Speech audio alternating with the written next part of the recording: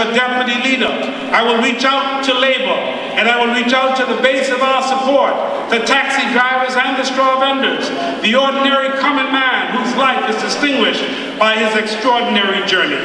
And we must not forget the children of those same people who we call ordinary, who today occupy the boardrooms of corporate Bahamas. They make up the legal profession, the accounting profession. They are teachers, they are doctors, they are engineers. They have done well. The PLP must reach out and invite them to be a part of the next phase of our journey, and that journey is toward economic empowerment. They must know that they are more than onlookers. They must know that there's a seat for them, a place for them, a role for them. We must tell them that now is the time for them. And allow me tonight to say a word about tourism before I complete my speech. We must look beyond where we are today. Tourism for the Bahamas must be restructured so that we can take full advantage of the gifts bequeathed to us by our Maker. Tourism in Grand Bahama in particular will require a burst of energy, innovation, and creativity.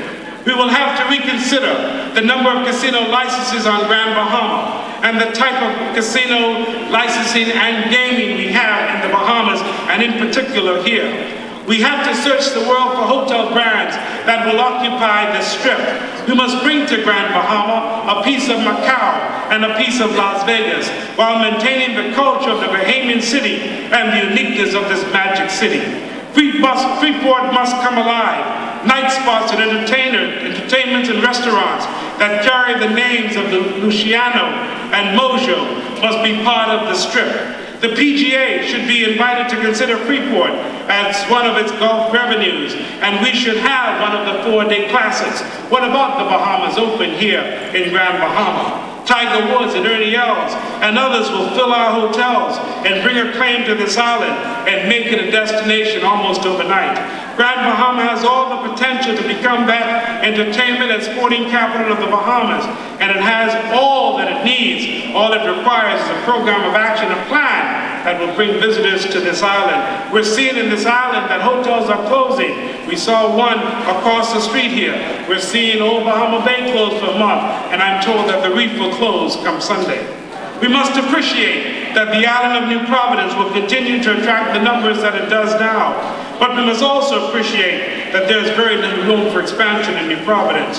So while we must tweak the product and continually improve the service, the truth is, the next phase of true tourism expansion must take place here in Grand Bahama. That is why we led the way with the expansion of a new cruise port here in Freeport. The present government is completing the plan that we left behind. The entire Bahamas will benefit from a reinvigorated film industry. More and more movies are being created each day. We must bring legislation that will allow us to partner with film destinations such as the United Kingdom, Canada, New Zealand, and Australia, so that the incentives and the benefits would make the Bahamas the destination for film. Fellow Bahamians, we must now look to the future. We must not talk about the past. We must not talk about what happened yesterday. We must reminisce on yesterday, the good times, and we must think about those good times, but we must build to the future. We must now begin to talk about new ideas. I know the past, and you know the past. I know where we have come from, but I also believe in the words of Winston Churchill, that if we quarrel about the past and the present, we have lost the future. Now is the time for us PLPs to talk about the future. Finally, I have left the best for last. My mother is here this evening.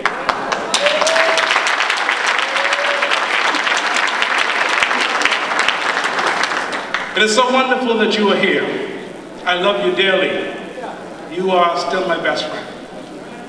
You represent a wonderful father who passed on many years ago, and you have gone on to keep your 8 children very close together.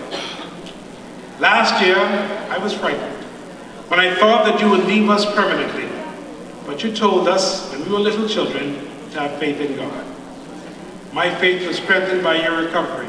It was so funny tonight that while you came in on your walk-up, I had to come in on crutches. So now I claim with vigor that God is good.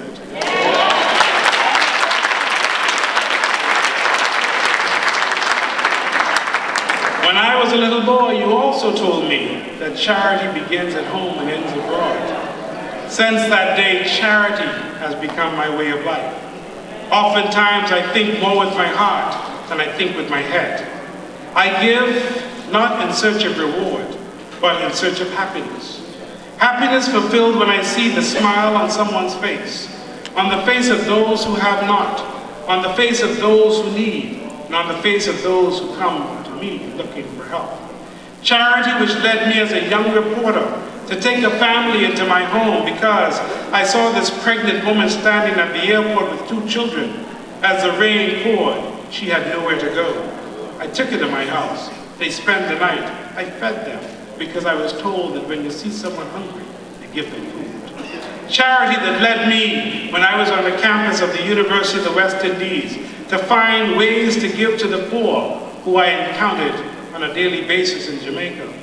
Charity that led me to ensure that 10 families would not sleep in darkness or without water because the government would not pay their bills, so I paid the bills myself.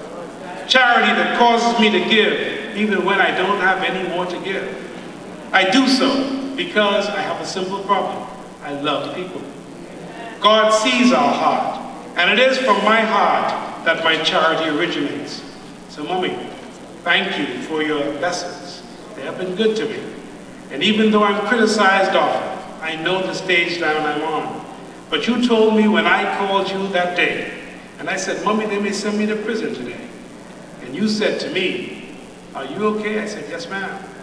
And she said, if you're okay, then I'm okay. That's why I love you so much.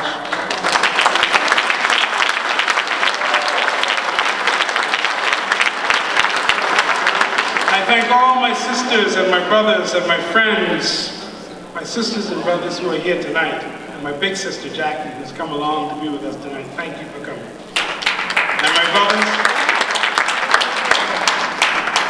one of whom don't like the politics because he don't like people to criticize his little brother. But that's okay. That's okay. I'm so happy that you all are here tonight. And I'm so happy that my friends from all over this country have come here tonight. We shall run a campaign that will be clean, will respect all of those who run against us. And you will not hear me criticize any of my competitors or any of my colleagues. They have a right.